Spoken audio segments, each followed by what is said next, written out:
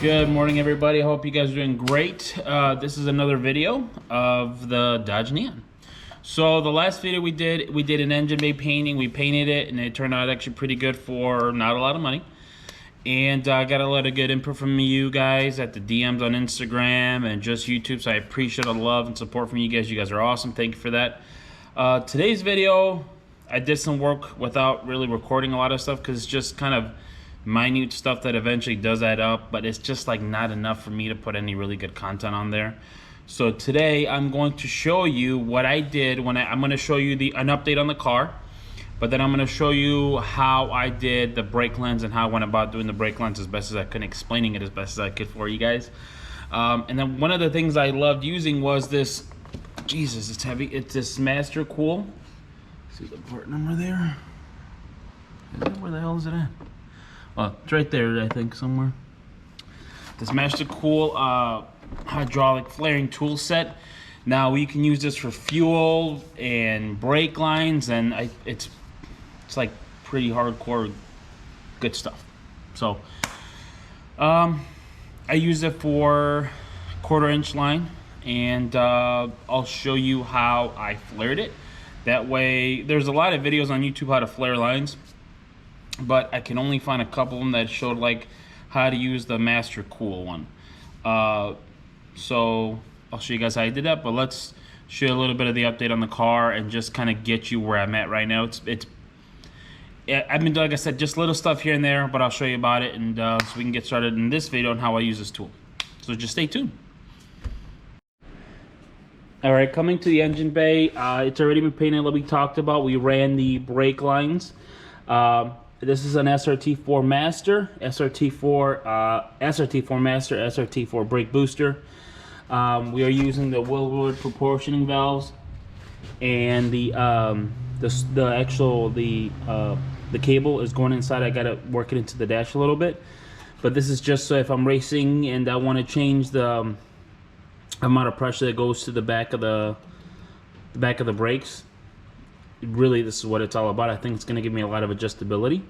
And then you can see how I ran these lines from the Master to the proportion valve, because the Master only has 2 ports and the first gen has 4. So I had to figure out a way how to run these here and then run them to the car. So that's kind of what I did there. And I ran the lines through here. Obviously nothing's touching. I got all these clips, this clip, these, the rivets, the actual lines themselves from Amazon. I ran the lines this way as high as I could, away from the heat. And I think I talked to Michael Barrett. Michael was the one who gave me the idea about this stuff, so I got to give him credit for that. And I think the SRT ones run like this, but I want to run mine a little higher. And then we have just brake lines running this way.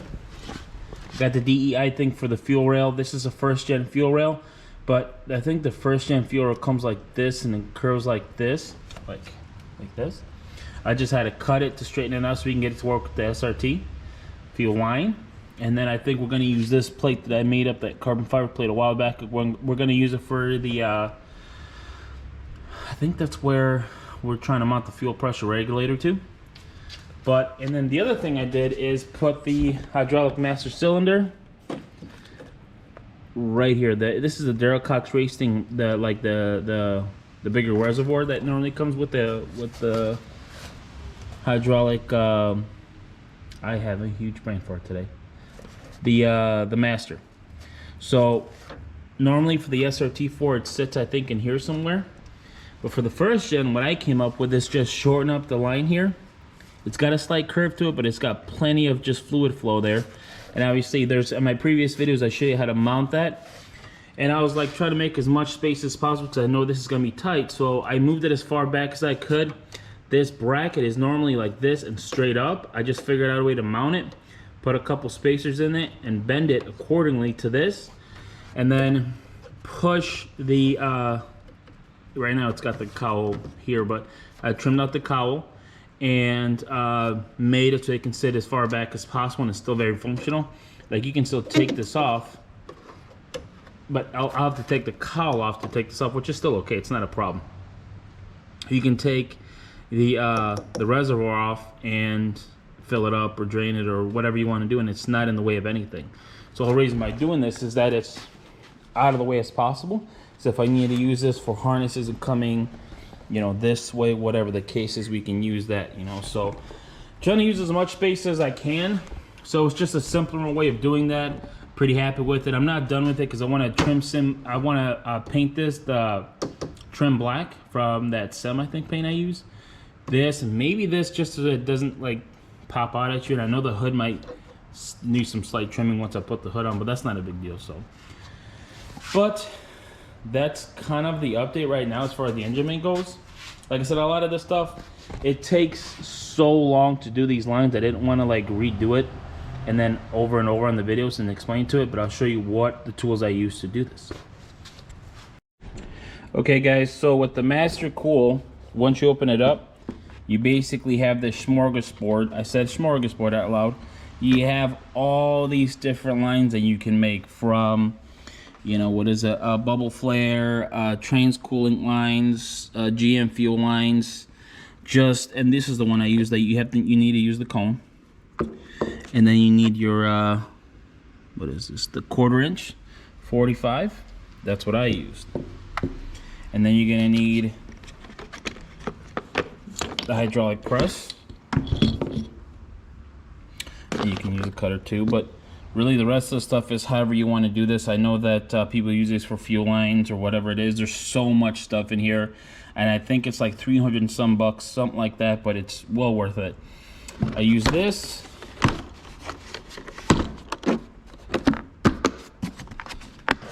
And then use your other style of just your flare tool, which I'm sure everyone has one of those, just for tight areas that this couldn't get to.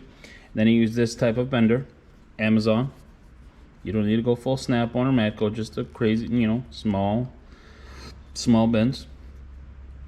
Okay, then I use my actual, this is a Blue Point one, but this worked like for really good radiuses and it was really smooth and really nice. So also, the other thing I use for making it look pretty straight is a pipe straightener. There's so many versions of a, where did I put it at?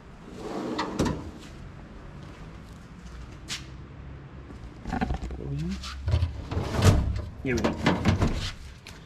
Now, I bought this from Matco, but you don't have to use this. I kept saying 1/4 inch, but it's actually 3/16 fuel brake line. I keep saying 1/4 inch, but it's 3/16. So this is what I used, but I know that there's a lot of ones on Amazon that have like just these and just a hand grip instead of having it in the can like this. Okay guys, so you're gonna need your hydraulic tool, your 3/16 brake line, your die that comes with it, your 3/16 45 inverted. It's got a little, there you go, like one of those nipples there. You're gonna want your cone. Okay, obviously something to cut it with, your brake line straightener, and then your tube. So how I did it with this one, I just cut, this is an example, I'm gonna just cut it real quick. I mean, I could show you how I cut the line. I mean, it's just so many videos out there showing how to do this, but I'll show it anyway. So I'm gonna bend the line a little bit so you can see how we do it. Cut it.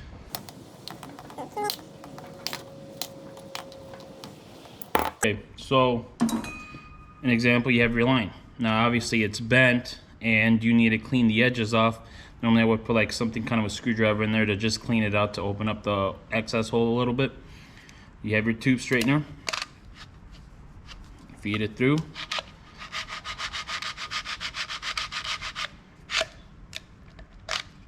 You know what you're thinking. You go in and out a couple times, and then you'll have your straight tube, right? Now, when that happens, then you got to figure out, I would flare it first and then bend it. That's just my personal thing on it. I'll go get like the end and kind of show you how to go about it, but just give me 1 second. Let me go get it. Okay, so we're about to flare now. So you got your end first. Always forget to put it in there, because if you're already halfway all the way bent and then you can't get it in there, then you're gonna make a seam, throw it on the ground like I used to normally do. So you want to do this. Okay, so I'm going to change the camera so you guys can see what I'm doing here. So you have it like this. You want to put your dies. These are your 3/16 dies. Put them sideways like this. Okay. You got your line. Pretend that this is looped in, so you want this to be straight over here. Shove it through the hole. You got to loosen this up.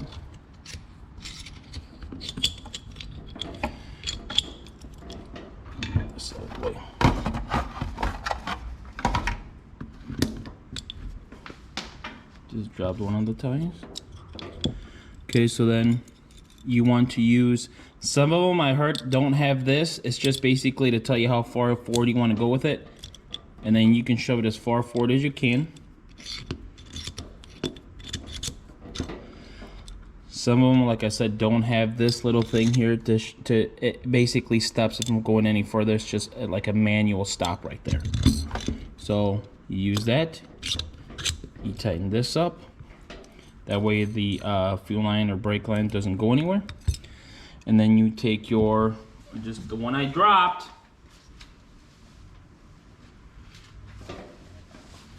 Okay, you take your die and you shove it in there like that. That's what she said. And then you want to close your valve right there. You want to adjust the thread of this. Remember, you can tighten this up as much as you want like this, but I don't normally do that because if it's close enough, I use the press to do that. So then you get close to it. I kind of guide it with my fingers a little bit. Okay, now I know it's in. You squeeze as much as you can. You then open it up and it'll push itself out. Take that die off. Then you take your cone die, you press it in, close the valve, guide it in place so you can get your double flare. Okay. Now all you're doing is squeezing until you're good, until you can't squeeze anymore. Then you open up the valve, take the cone out, loosen up the die here. Die comes off. Open it up like Christmas morning, and you have a perfectly flared double flare. That way, it's nice and seated, nice and sealed. And that's basically what I did to use this tool to flare them as best as I could. Now there's the other one where you cut it up here, you can tighten it down. I had to use those hand ones for like really tight areas, but essentially this is what I used. Then if I wanted to create a 90-degree bend, turn this up a little bit. I took my bender, and this one has like 3 ways of like 3/16. I don't know what the other ones are. Maybe 1/4 and 5/8. Put it in there. Put it down. Tell you what degree you want it at. Do you want a 45, which I've used a lot, of 90? So let's pretend we want a 45. So we want a 45 from there. And then you stop. But then, like I said, at this bend, now you're going from that 45, and you got to get it really close over here. That's when I would use these to help me do that. Then I would just use the bender and just bend it slowly. That way it'll bend without kinking it. The only downside to those is that sometimes you get a little bit of a mar, but it's not too bad. So you would have kind of like that type of bend, and you can see with the tube straightener, the tube straight as an arrow, and you would just use this. Now this is also not steel, this is also that copper, and to me copper, I've used it plenty of times before. Very durable, very flexible, so you're not like giving yourself a headache because you can't bend the things right. So, but this is what I use to get those brake lines how I did in the car. I hope that this helps you guys out as far as like if you guys decide to buy this tool. And I hope that I was as best as I can to describing it for you guys. I'm not the greatest at describing things, but this is what I used, and I used the other style of flaring, but yeah. With that being said, I hope you guys enjoyed this small video. This was not really, this was like an, oh, I'm tilted here. So this video was like giving you a quick update on the car of what I've done behind the scenes, behind the videos, and then how I use this Mastercool brake line flaring tool. There isn't a lot of videos out there for this one, so I had to kind of learn kind of the hard way and then fuck up some lines to not do it again. So I will recommend, if you are using brake line, like if you're gonna bend it and you want a good look, get this one and get something like this, and it really will make I mean, from just having the lines like just, you know, like this. Now everyone has their own way of doing it, but just having the lines kind of like this just depends on who you are. That's fine, nothing wrong with it, it works, but I want more of a cleaner look, so I ended up using something like this. So if you guys end up using the Mastercool, then there you go. So I'm sorry this isn't like a more descriptive video why we did the car, or you know, but I wanted to show you the information with this. Hope you guys like it. Do not forget to like, subscribe, and comment. And all the new subscribers, if there's anything that I've done with the Neon that you see, most likely it's already in my previous videos of what I did to help you guys out if you wanted to do the SR24 swap. Another quick update, the engine block is still in the machine shop. The machine shop is like, the same place has Val's block for his Sentra, and they've already had it for 2 months. It's just they're gonna think that by the end of August they should have it ready. So hopefully by then we can have like a building the block, building the lower half, building the short block. But until then, we're still kind of trying to give you guys a little bit of content and some updates with the car. So just stick with us. It's just the time. So that's about it. You guys have a good one. See you guys later.